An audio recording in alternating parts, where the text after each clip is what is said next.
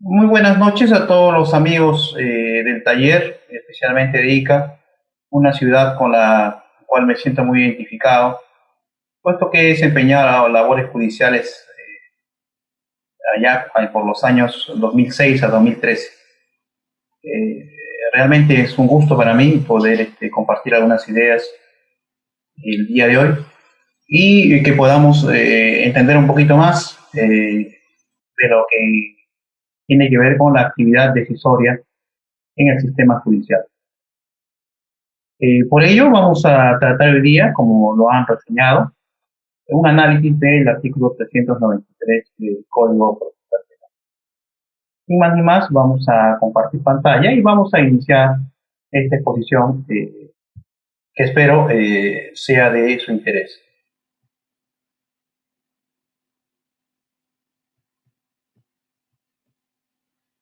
Bien, eh, no es posible, quiero decirles esto desde el inicio, que todos puedan quedar contentos con una decisión judicial. Eh, Como toda actividad humana, siempre estamos sujetos a discusiones, cuestionamientos, eh, para bien o para mal. Pero no debemos olvidar que la actividad judicial es en esencia una actividad humana,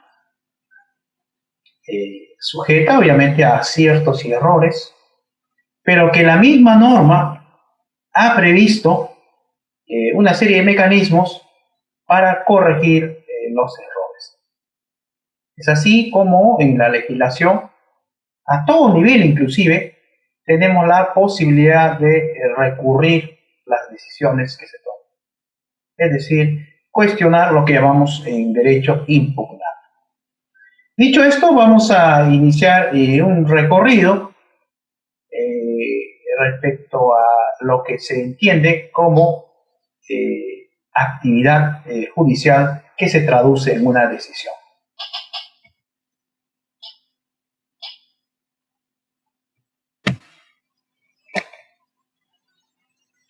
Vamos a abocarnos en primer lugar al sistema de justicia penal, porque es lo que vamos a tratar el día de hoy.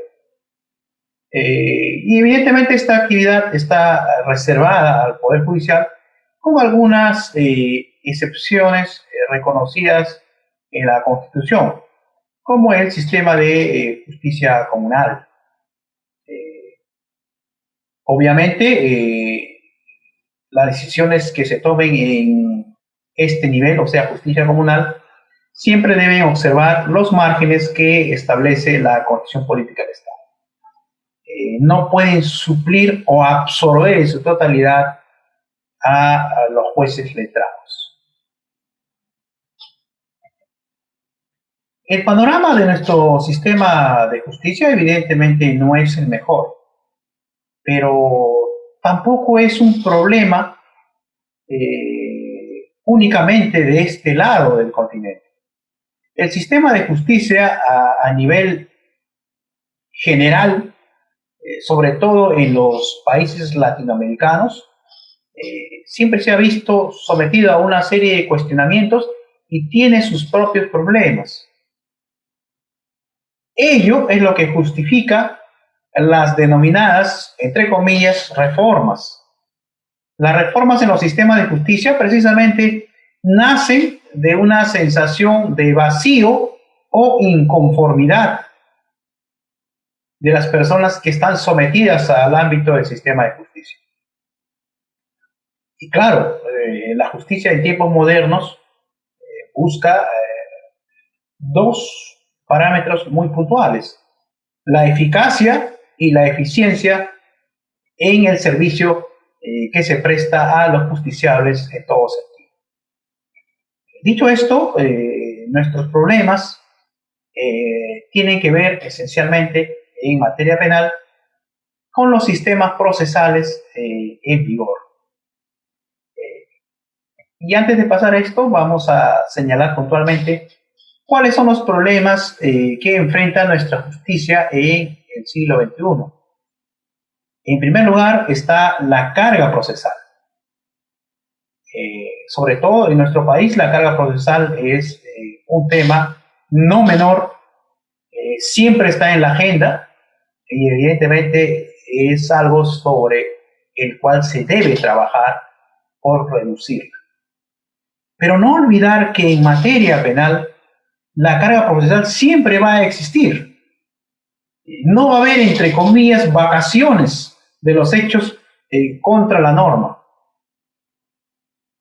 Dicho vulgarmente, la delincuencia no tiene vacaciones. O sea, siempre va a existir carga procesal y siempre va a ser un problema con el cual debemos lidiar y buscar una solución para reducirla. El otro problema que enfrenta la justicia en lo penal es el hacinamiento y las deficiencias logísticas. Y esto tiene relación esencialmente con los presupuestos que se asignan a las entidades del sistema de justicia. Cuando el presupuesto es reducido, evidentemente hay mayor incomodidad. No se cumplen los tiempos que se requieren para ciertas actividades. Y obviamente este tema del presupuesto también en muchos casos, no solo aquí, sino en otros países, tiene relación con las políticas públicas inadecuadas respecto al sistema de justicia. A veces se ve al sistema de justicia como la cenicienta del quehacer público, o los que están siempre un paso por detrás de cualquier política pública estatal. Evidentemente, este es un problema serio, puesto que si no hay un apoyo y una política pública seria, obviamente los sistemas de justicia van a colapsar o van a trabajar con menor capacidad. Otro problema del siglo XXI también es las situaciones de emergencia. No solo aquí, sino en otros lugares. Este año hemos sufrido una situación muy particular, la de una pandemia que ha paralizado prácticamente toda la actividad judicial.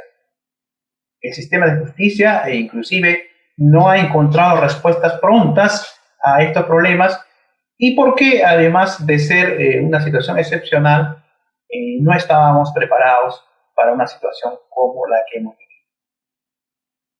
Otro tema que preocupa y es problema de la justicia en lo penal es la sobrecriminalización.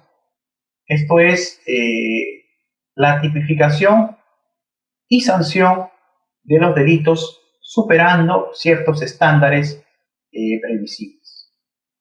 Hemos observado, especialmente desde el año 2001, lo que conocemos como el adelantamiento de la punibilidad, la creación de nuevas figuras jurídicas, especialmente las de peligro abstracto, y el incremento de las penas respecto a los delitos tradicionales. Se ha pensado quizá que elevar la pena pueda disuadir al delincuente, cuando esto evidentemente no es así. Y este ya es un problema evidentemente para el sistema de justicia. El otro problema de la justicia en lo penal es la relación con los medios de comunicación y otros actores sociales. En los últimos años, especialmente este siglo, hemos podido observar el incremento de la influencia de los medios de comunicación en las discusiones judiciales. También hemos podido observar el incremento de los actores sociales que segmentadamente representan a partes de la población, alzando su voz y cuestionando muchas decisiones, o apoyándolas en su caso. Y este es un tema quizás para el cual los jueces o los que deciden no estaban totalmente preparados. Y finalmente, como les mencionaba allá al inicio, es un problema del sistema de justicia la búsqueda de eficiencia y eficacia en la actividad judicial propiamente dicha. Quiero preguntar aquí si se me escucha con claridad o no está llegando bien la señal. Administrador, por favor, a ver si me informa.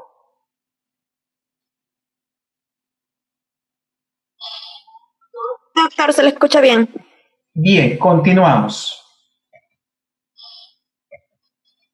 Vamos a hacer una pequeña visión de la justicia penal en sus actores, porque eso sí nos interesa para lo que vamos a hablar después. En primer lugar es el juez. El juez penal. El juez penal evidentemente tiene en sus manos una actividad muy excelsa, decidir sobre la libertad de una persona. Y el juez penal, obviamente, tiene una serie de parámetros en su actuación. La obligación de motivar, su independencia frente a otros actores, la imparcialidad y, sobre todo, un no rotundo a cualquier acto que pretenda subordinar su labor. Pero aún así, nuestros jueces en el sistema penal no son tan aceptados por la población. No son populares, por decirlo. Pero tampoco el juez busca popularidad. El juez lo que busca es realizar su labor y resolver con arreglo a derecho. No todos estarán contentos, pero este actor principal del proceso debe y tiene que resolver conforme a derecho. En cuanto al fiscal, la actividad fiscal a partir de la implementación de la norma procesal del 2004 ha cobrado vital importancia. Dirige ahora sí cabalmente la investigación y tiene obviamente para ello el auxilio de los elementos que la ley le reconoce, como la policía, los peritos y otros agentes que puedan servir a la investigación. También la fiscalía, obviamente, ha sido bastante cuestionada, pero el fiscal tiene un deber, no el de imparcialidad como muchos consideran, sino el deber de objetividad, es decir, el acopiar los elementos de la investigación sin ningún sesgo que haga dudar de la actuación del fiscal. Y sobre todo, cuando tenga que efectuar sus requerimientos, que ya los conocemos, está de más decirlo, como los pedidos de prisión, de acusación y sobreseimiento, efectuarlos con un análisis adecuado de lo acopiado en la investigación. Otro actor importante son los defensores de las partes y terceros. El abogado en nuestro país, luego de la implementación de la reforma, especialmente el defensor privado, ha tenido muchos obstáculos, no solo en su capacitación, sino también en entender y relacionarse con los demás actores del sistema judicial. Esto ha hecho que en los defensores, poco a poco y con lentitud, claro está, se haya venido internalizando ciertas reglas del Código Procesal Penal vigente desde el 2006 en nuestro país. La actividad de los defensores también no ha estado libre de críticas. Se critica mucho la actividad del defensor. Sin embargo, podemos decir ya 14 años después que la defensa penal pública, por ejemplo, ha mejorado sus estándares de actividad. En igual sentido, los defensores actualmente ya tienen un grado de capacitación que les permite trabajar y litigar en un promedio que podríamos considerar aceptable bajo la normatividad vigente. En cuanto al imputado, otro actor importante del proceso, el imputado es sobre quien recae la acción penal. Evidentemente es el sujeto y destinatario en el caso de llegarse a una conclusión desfavorable de la condena. Sin embargo, hemos podido observar a lo largo de estos años que el acercarse a la justicia o someterse a ella no ha sido un común denominador de los imputados. Y claro está, tiene mucha razón porque todas las personas tenemos derecho a la libertad y a veces el someterse a la acción de la justicia importa perderla. Pero en buena cuenta es la justicia que se ha tenido y se ha venido aplicando para lograr, en el marco de la eficiencia y eficacia, que una gran mayoría de imputados puedan someterse al sistema judicial. Agraviado y actor civil también juegan un rol importante en el proceso, puesto que ellos pueden, y la ley y el código le ha reconocido inclusive al agraviado mayores derechos que en las codificaciones anteriores, y han jugado en estos años un rol también preponderante en la búsqueda de la justicia que obviamente por considerarse perjudicados han venido persiguiendo. Los terceros con interés, actores menores, terceros civilmente responsable, por ejemplo, pero que sin embargo también no han brillado por su ausencia en estos años de reforma procesal. Estos son esencialmente los actores de la justicia penal en estos tiempos. Vamos a ver ahora, a renglón seguido,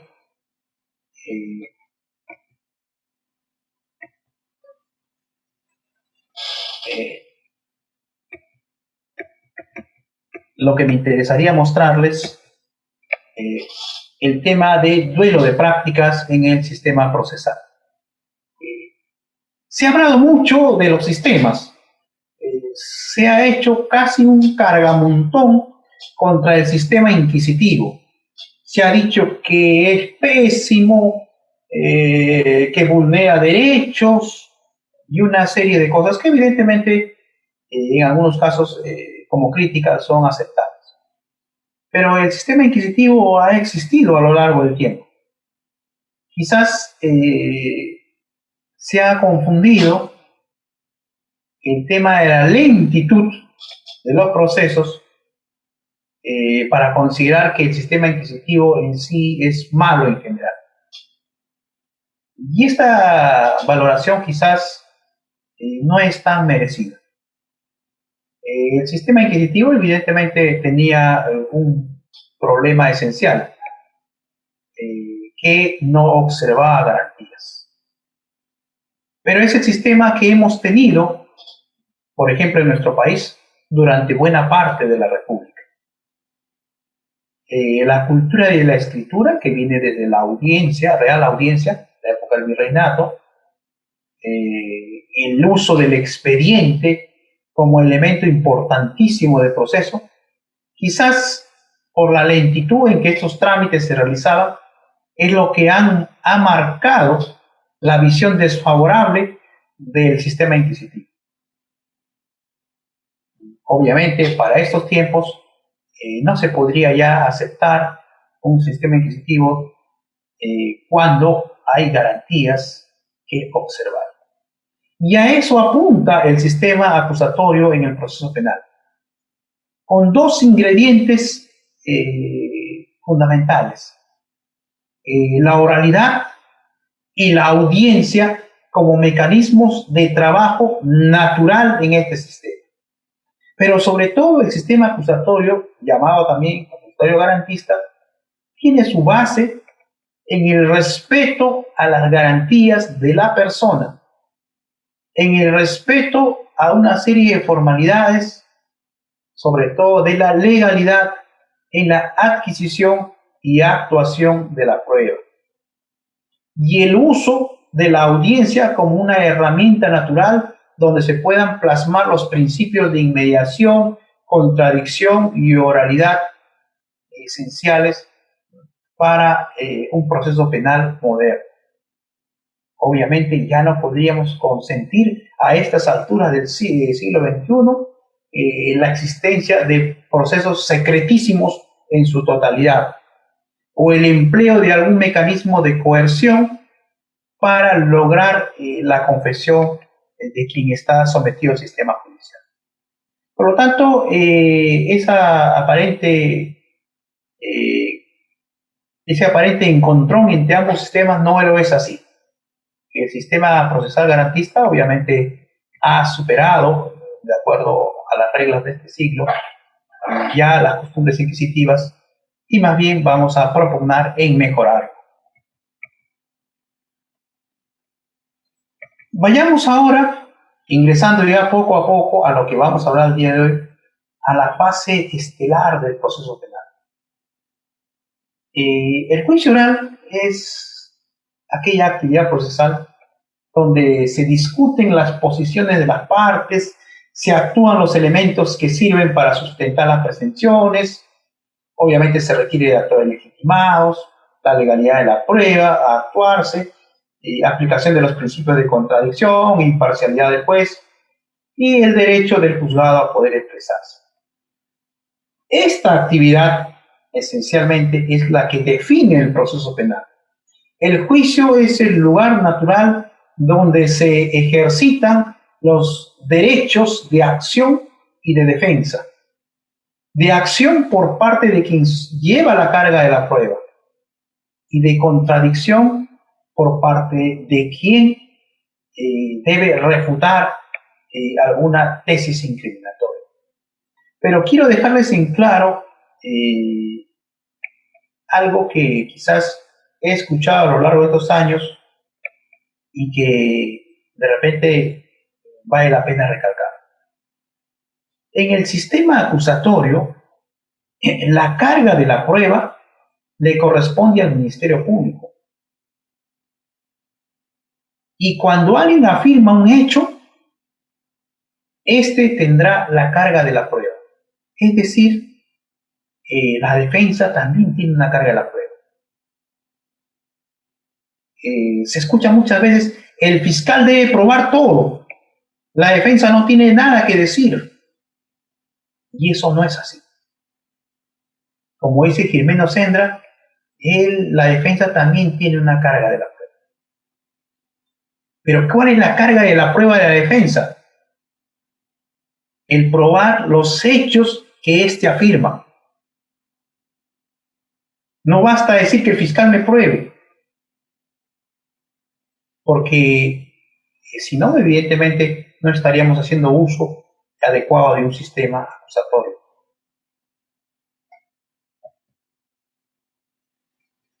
El colofón de la actividad del juicio oral, evidentemente, es la sentencia, cuya actividad está a cargo del juez, sea único o colegiado.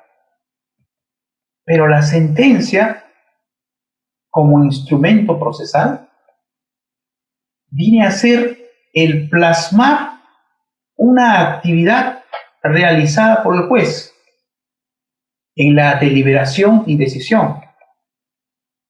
Y la sentencia importa esencialmente una actividad cognoscitiva de percepción y procesamiento de información que recibe el juez para buscar una decisión. Por esto, cuenta con herramientas legales que están en la propia normatividad. Y esta actividad cognoscitiva, evidentemente, tiene que ser realizada en el juicio y discutida en la deliberación. Queremos detenernos aquí en la tarea de quien va a tomar la decisión, es decir, el juez como actor determinante del proceso penal. Porque quizás esto es lo que se ha cuestionado muchas veces en estos tiempos. En cuanto a la formación profesional, no existe ninguna universidad que pueda formar jueces. La universidad forma profesionales en derecho, es decir, forma abogados.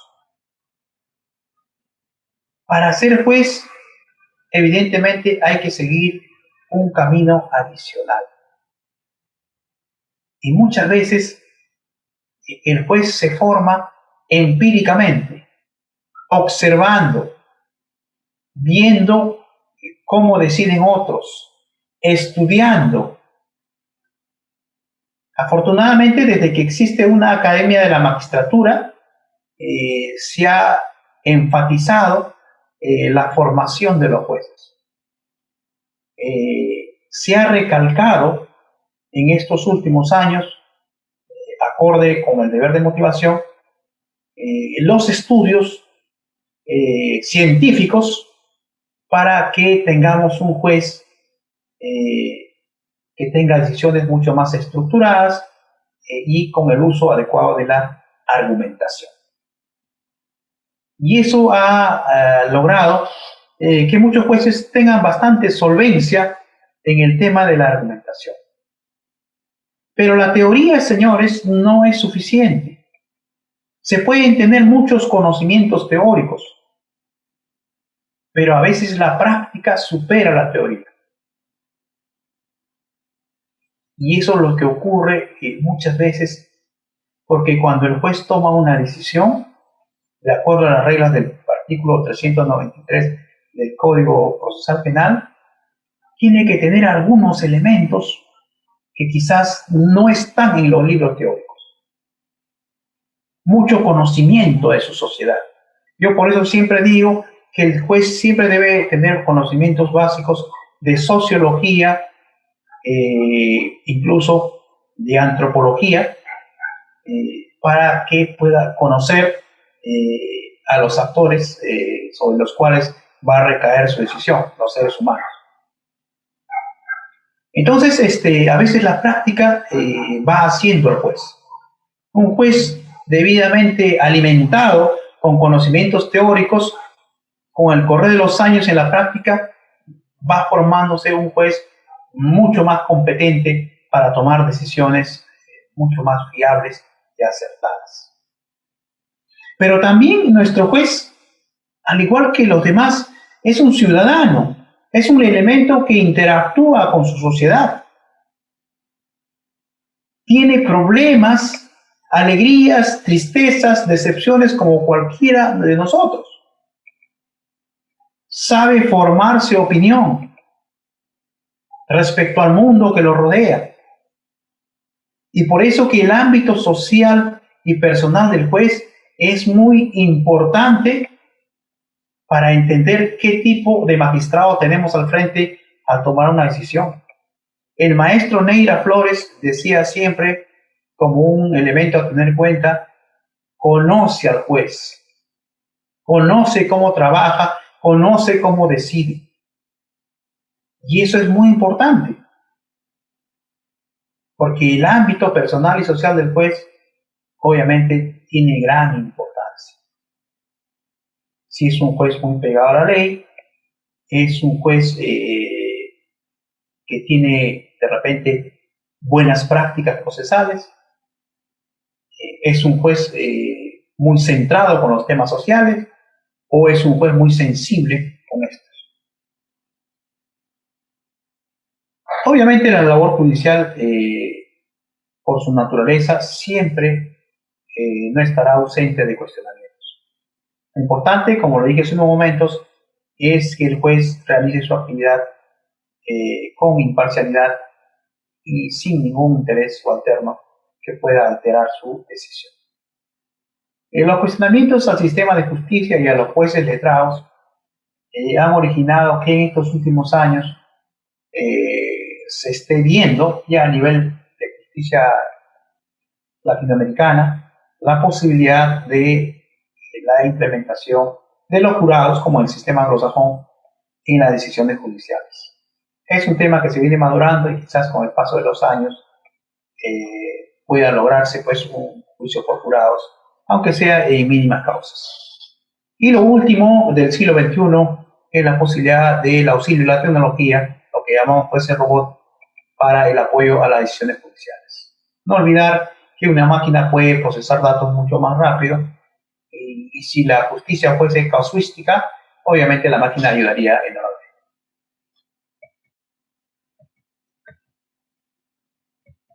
Ingresando ya al tema de la sentencia como actividad. Una obligación constitucional es el de motivar la sentencia. ¿Por qué nos exigen motivar? La motivación no es otra cosa que las buenas razones que el juez debe exponer al momento de decidir. Algunos nos preguntamos, ¿por qué tenemos demasiada motivación en nuestro país? Y en otros países, por ejemplo, el sistema anglosajón, la motivación es un tema menor. Quizás la motivación, señores, obedece a la desconfianza en los sistemas judiciales. Cuando se desconfía de los sistemas judiciales, es obvio que se le piden mayores explicaciones a los jueces. Y estas explicaciones tienen que estar plasmadas generalmente por escrito. Nuestra regla dice motivación escrita de la decisión judicial. Pero la motivación, es decir, las buenas razones de nuestros jueces, tienen una ruta. La motivación tiene una ruta esencial. Tiene un camino mediante el cual se va a tomar una decisión. Y en primer lugar, tiene que ver con la percepción que tiene el juez del caso. Hay una casación 115-2016 de la Sala Civil Permanente que nos señala que la motivación no significa la exteriorización del camino mental seguido por el juez, sino solo el proceso mental que llevó al juez a emitir el fallo. ¿Y cómo se produce esta percepción? En un proceso penal, y precisamente por ello la audiencia es única, el juez percibe los actos procesales de la parte, percibe la actuación de la prueba, va acumulando información y se va haciendo una propia valoración que vamos a ver después unitaria y conjunta de la actuación de los medios probatorios. Obviamente la motivación también tiene sus propias reglas y es posible que en esta motivación existan deficiencias. Es conocido el criterio del Tribunal Constitucional respecto a las deficiencias de la motivación. En el caso Juliana de la Moja ha sido muy ilustrativo porque nuestro Tribunal Constitucional ha señalado cuáles serían las principales deficiencias en la motivación. La motivación aparente, la falta de motivación, deficiencias en la motivación insuficiente, la motivación incongruente o la denominada motivación cualificada. ¿No? Esencialmente estas son las deficiencias en la motivación. Por lo tanto, debemos entender que la motivación para considerarse como valedera debe ser suficiente. Cuando no se produce esta circunstancia, estaremos ante circunstancias que puedan desmerecer la motivación. Pero esta motivación del juez en la sentencia nos lleva a tratar el tema de la valoración de la prueba y los problemas que se presentan.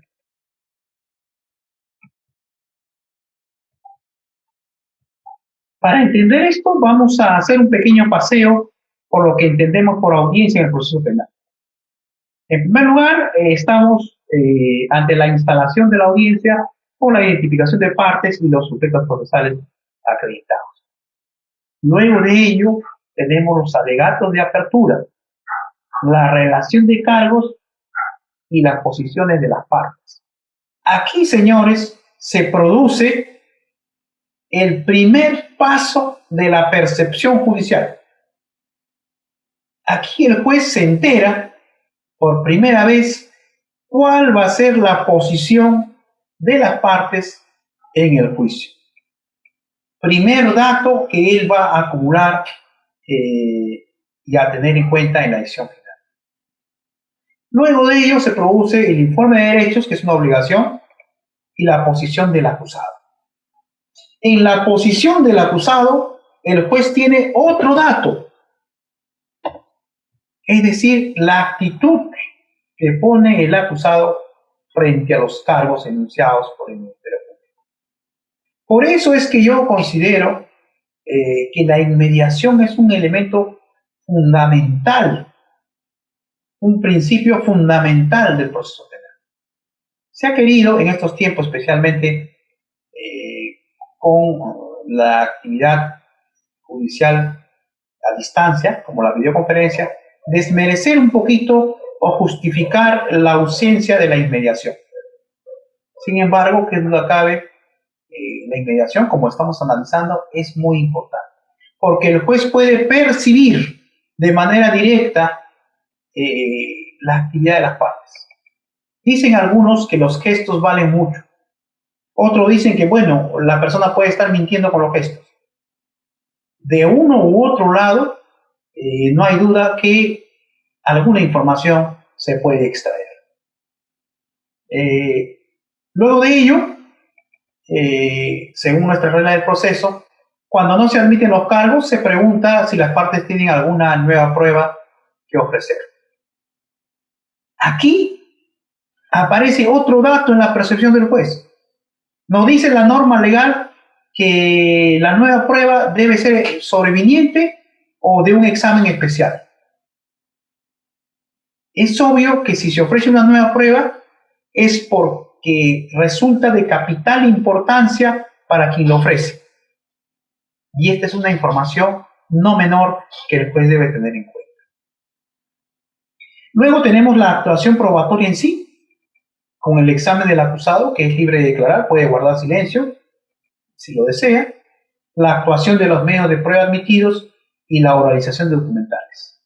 Aquí esencialmente los jueces perciben la prueba.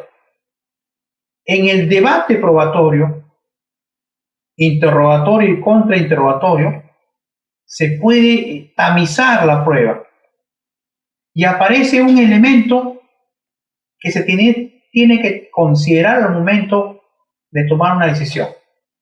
Del debate probatorio aparece la denominada fiabilidad de la prueba. Si esta prueba puede, en primer lugar, considerarse como válida y sobre todo si se pueden extraer algunas conclusiones de la misma.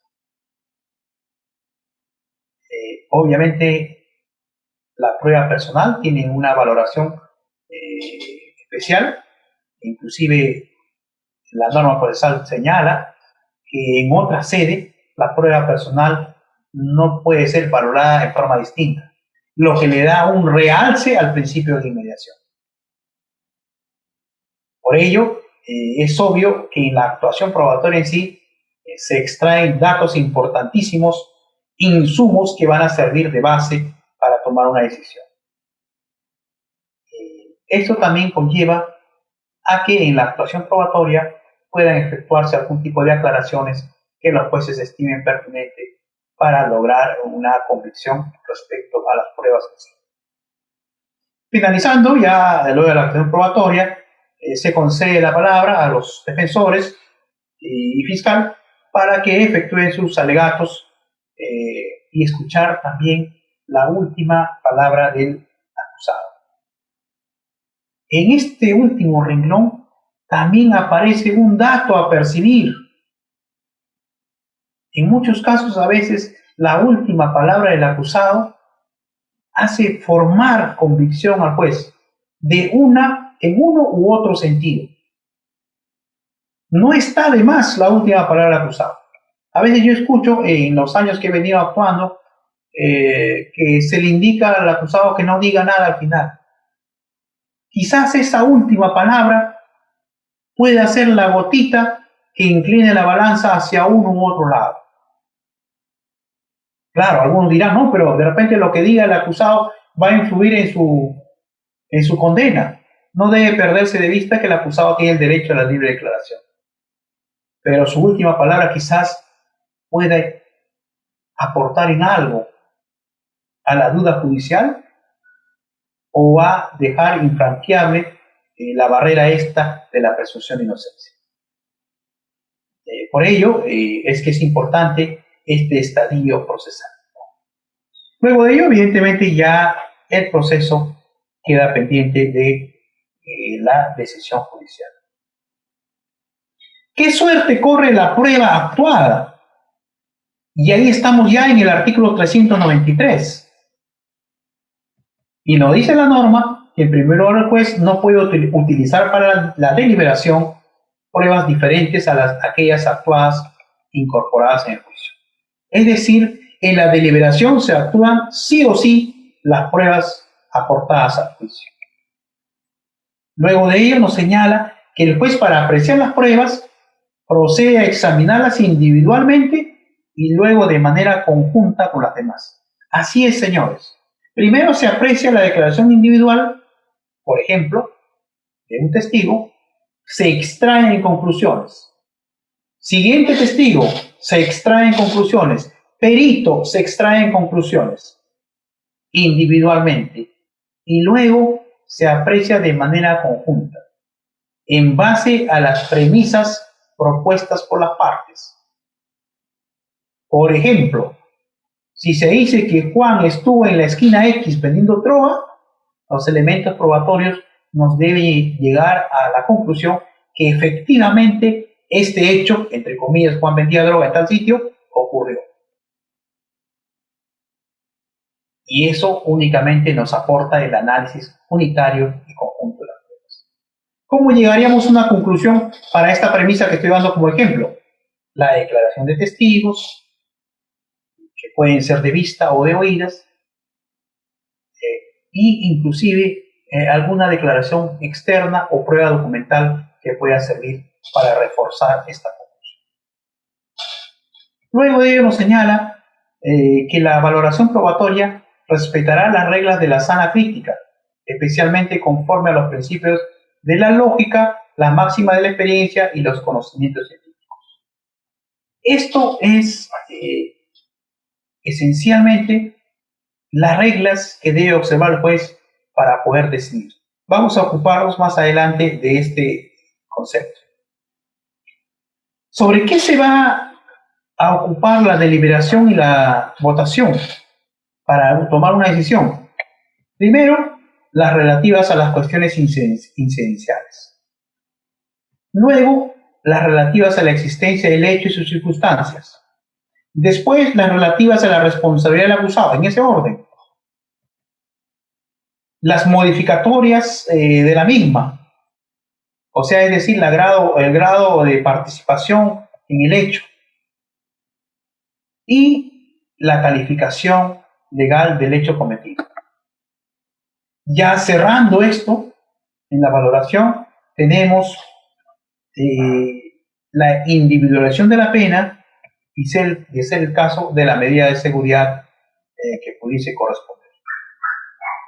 Saliendo ya del objeto penal, vamos a ingresar, y obviamente es objeto de deliberación, el tema de la reparación civil y las consecuencias accesorias que tienen que ver con el objeto civil del proceso.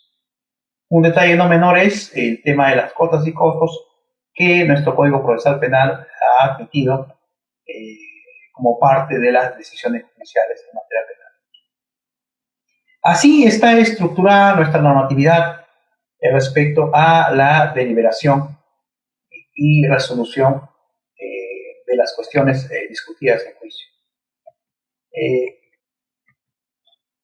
¿Qué cosa es la deliberación? Porque se habla mucho de deliberación, pero no se tiene quizás una cabal percepción de lo que se entiende por deliberar. La deliberación obviamente tiene cabal importancia, como ya venimos resaltando a lo largo de esta conferencia, pero esencialmente la deliberación tiene que ver con una actividad mental del juez. No olvidar que la deliberación es todo un proceso. Tiene la reglamentación que ya hemos visto e importa, además del proceso mental, la toma de decisiones y requiere esencialmente la valoración de la prueba actuada en juicio. Señores, la deliberación es una actividad importantísima. En muchos casos, para entender la actividad del juez, es un proceso penal que dura buen tiempo.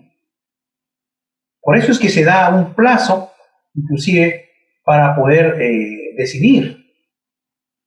En los procesos penales hay un plazo establecido en la norma durante el cual los jueces deliberan y deciden.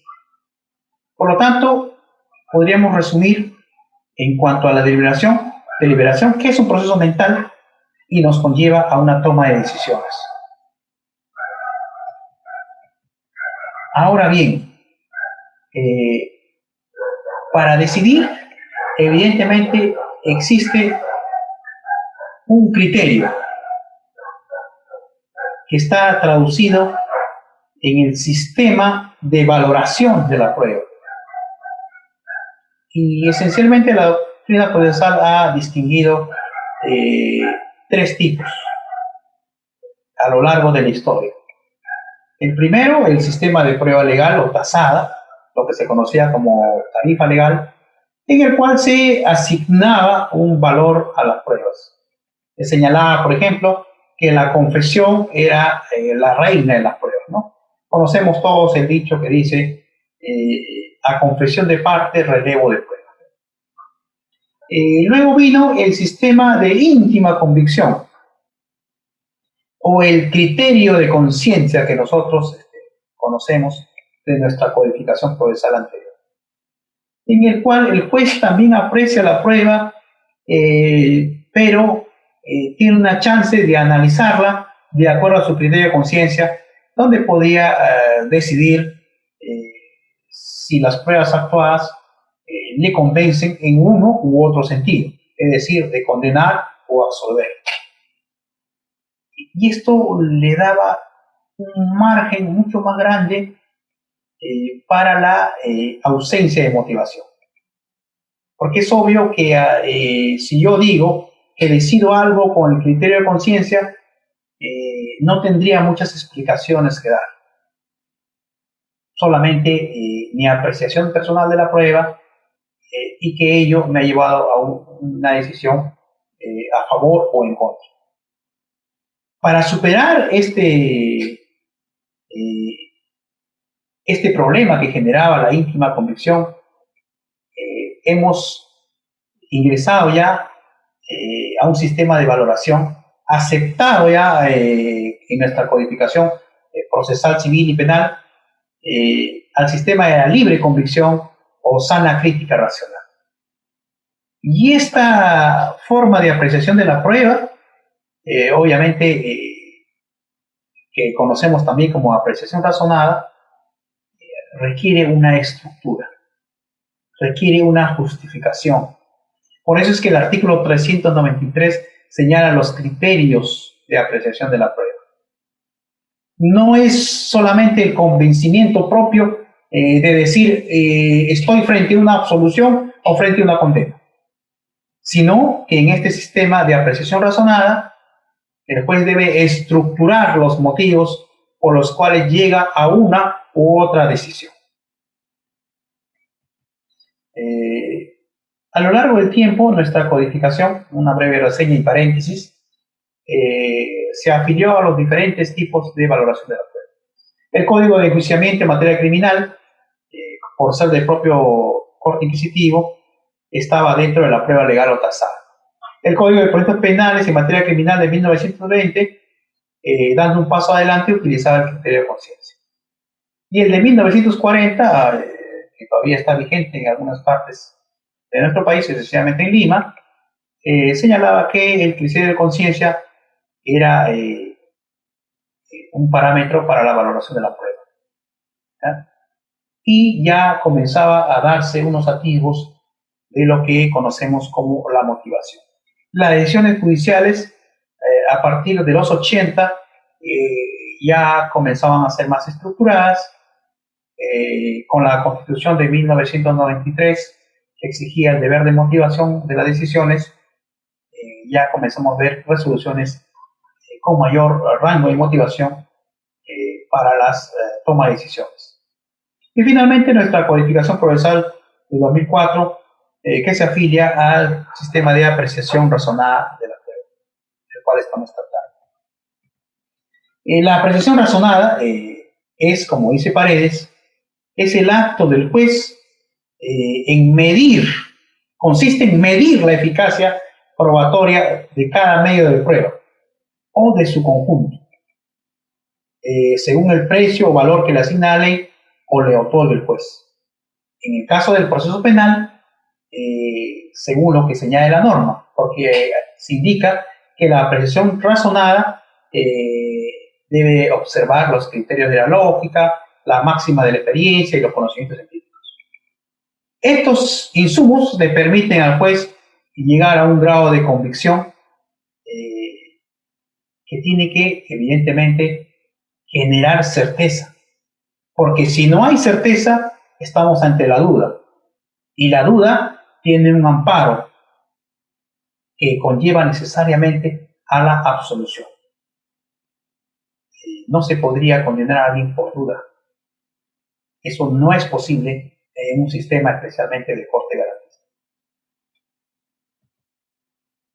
Ahora bien, hemos visto que el articulado señala como elementos a considerar en la toma de decisiones las reglas de la lógica. Obviamente las reglas de la lógica que se emplean mucho tienen ciertos parámetros. La identidad,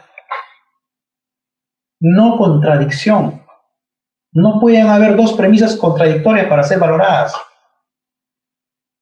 El tercero excluido. Entre dos razones negativas, una debe ser certera. Y el de la razón suficiente. Estas son las reglas de la lógica, del cual podríamos ocuparnos un buen tiempo para desarrollarlas, pero que esencialmente son las que debe considerar el juez al momento de tomar una decisión. A renglón seguido también están las máximas de la experiencia. Y las máximas de la experiencia, señores, nacen del empirismo. ¿Y qué cosa es el empirismo? La percepción sensorial. Se ha cuestionado mucho en estos últimos días algunas decisiones judiciales que se habrían basado en las máximas de la experiencia, como el uso de prendas u objetos de los cuales se ha podido extraer algún tipo de conclusión. Pero las máximas de la experiencia, señores, requieren sí o sí el uso de premisas. Por ejemplo, si la zona Y es una zona donde se vende droga, ¿y qué conclusión se podría extraer de aquí?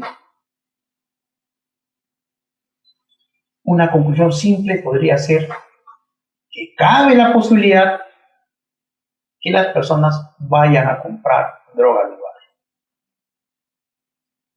Cabe la posibilidad, otra conclusión que se podría sacar, que haya personas que se dediquen a la venta de droga.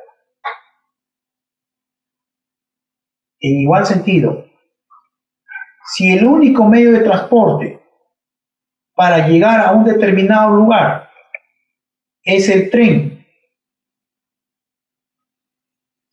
cabe la posibilidad de establecer como premisa de que Juan, para llegar a un determinado lugar, utilizó el tren. Claro, alguien podría decir, máxima de la experiencia, el sol sale por el este todos los días. Bueno, ese es un conocimiento empírico que evidentemente no se puede poner en discusión. Como les vuelvo a repetir, las máximas de la experiencia se basan en la percepción. ¿Lo cotidiano se puede convertir en máxima de la experiencia? Sí. ¿La costumbre puede convertirse en una máxima de la experiencia? Sí. Esos datos no pueden ser ajenos a la percepción del juzgador cuando analiza y emplea la máxima de la experiencia. pero cuando las emplea, no debe olvidar sí o sí que tiene que ser justificada esta máxima de la experiencia, porque ya ha señalado la jurisprudencia que las máximas de la experiencia admiten prueba en contrario. Finalmente, antes me estaba olvidando que el uso de los conocimientos científicos también es parte del razonamiento judicial. Por ejemplo, la pericia. La pericia aporta conocimientos científicos y se le debe asignar algún tipo de valor. Se puede extraer, por ejemplo, de una pericia psicológica, algún tipo de conclusión mayor o menor respecto a un estado mental. En un examen médico legal podemos extraer algún tipo de conclusión, por ejemplo, respecto a una tumefacción. Por lo tanto, los conocimientos científicos, de qué duda cabe, tienen vital importancia en el análisis judicial. Ahora bien, ya superada el tema de la prueba, viene la estructuración de la sentencia.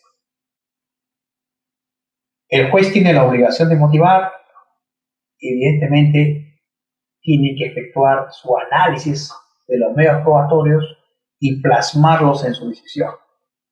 Pero cuando decide, y esto es muy importante porque se habla mucho de la razón suficiente. ¿Cuál es la razón que tiene el juez para decidir en un sentido u otro? Y en una decisión judicial, señores, siempre hay razones fundamentales y razones complementarias.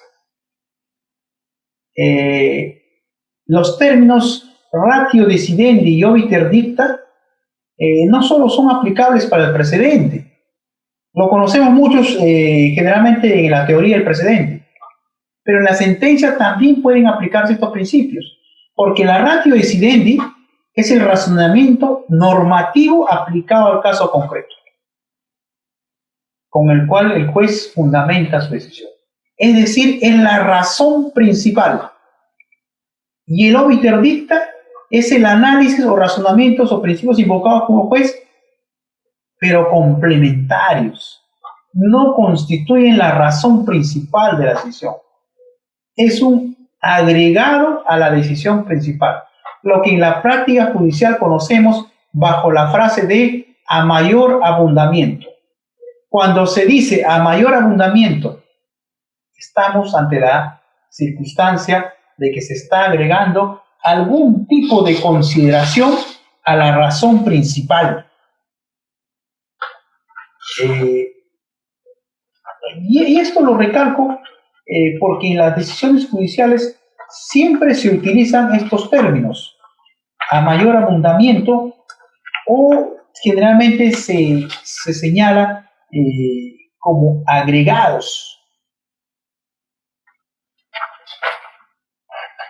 Por lo tanto, lo que se debe extraer en primer lugar cuando se critican las decisiones judiciales, porque siempre se observa mucha crítica a la decisión judicial, es establecer cuál es la principal razón en la cual se fundó la decisión judicial. Lo demás son razones agregadas.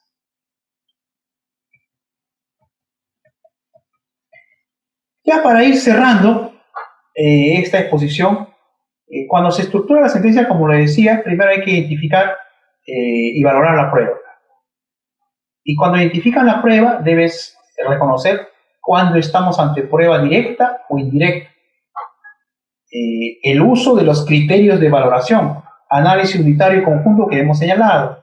Señalar las premisas normativas. Estructurar el juicio de subsunción, es decir, si la conducta observada encaja en el tipo penal. Y finalmente, determinando la existencia o no de responsabilidad. Ello esencialmente constituye la estructura de la parte considerativa de una sentencia, lo que nosotros llamamos considerandos en una sentencia. Obviamente, la valoración probatoria tiene sus cuestionamientos. ¿Y cómo se cuestiona la valoración probatoria? Mediante la impugnación. Toda decisión judicial puede ser impugnada. Por eso es que se prevé por lo menos la doble instancia como un mecanismo y garantía judicial. Obviamente, al margen de la impugnación, los jueces también tienen responsabilidad por las sentencias que dictan. Pero esta responsabilidad obviamente parte de un análisis crítico ajustado a derecho, no de un análisis motivado por algún tipo de molestia, encono, publicidad u otro subalterno. Los jueces sí tienen responsabilidad de las decisiones que realizan, pero estas decisiones evidentemente, cuando acarrean responsabilidad, también tienen que estar claramente establecidas. ¿Cuándo hay responsabilidad en los jueces? Cuando se prevarica, se citan hechos falsos, se apartan de la norma, aplican normas distintas. Cuando también hay responsabilidad, no penal, la primera es penal, cuando hay deficiencia de la motivación, cuando los criterios empleados por el juez obviamente no dan lugar a sanción. Lo que da lugar a sanción o responsabilidad administrativa del juez son las deficiencias en la motivación que pudieran causar grave perjuicio al proceso. No debemos olvidar que la norma procesal contempla el principio de subsanación y convalidación. Es decir, el órgano revisor puede completar las razones que no estuvieron presentes en una decisión de primera instancia, siempre y cuando ésta pueda aceptar tal circunstancia, la subsanación. Cuando la gravedad de la afectación en la decisión no puede ser subsanada, no cabe más que la nulidad. Y si hay responsabilidad, debe establecerse.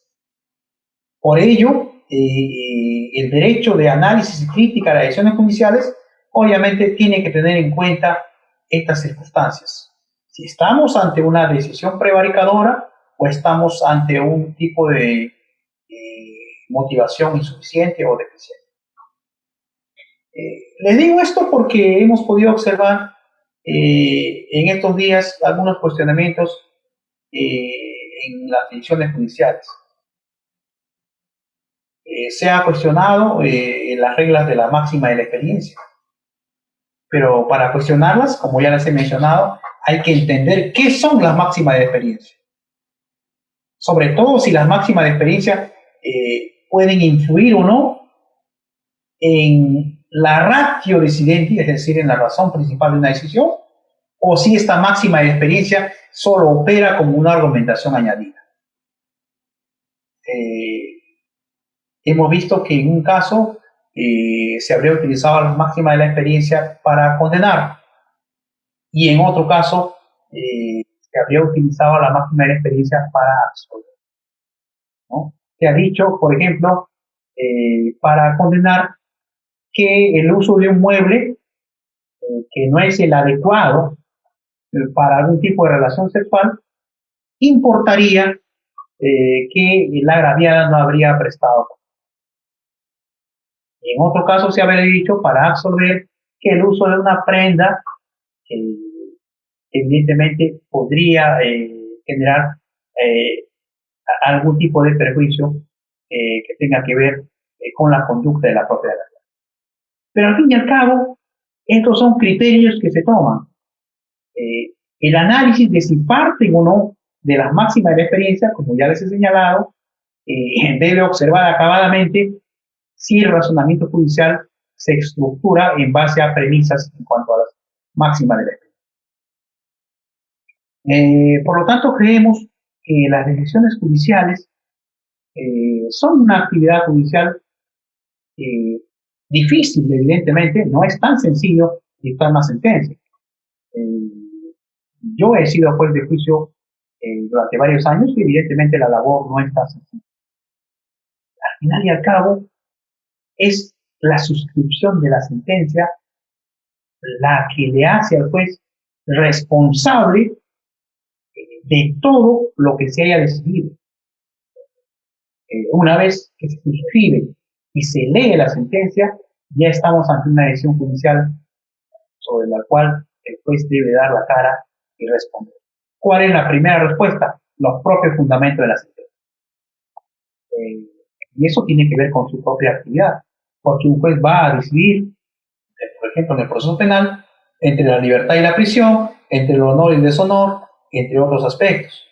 Sus decisiones, las decisiones de los jueces, y es algo que últimamente ha cobrado importancia, si bien pueden estar referidas a una sola persona, pueden tener gran impacto social.